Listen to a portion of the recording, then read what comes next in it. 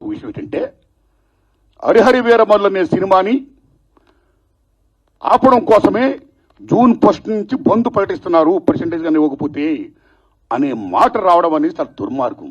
It's a trash. అది ఉత్తిది, అది correct కాదు. అందులో కుట్ర ఉంది.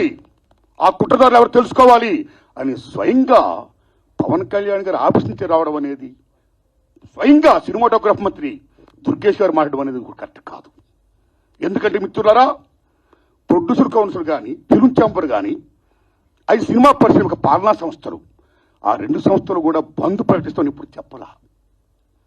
డిసిషన్స్ ఆర్ గోయింగ్ ఆన్ అని చెప్పారు వాళ్ళు. దట్ ఇంకో విషయం చెప్తున్నా మీకు, బంద్ అనేది ప్రజాస్వామ్యంలో ఒక బ్రహ్మాస్త్రం.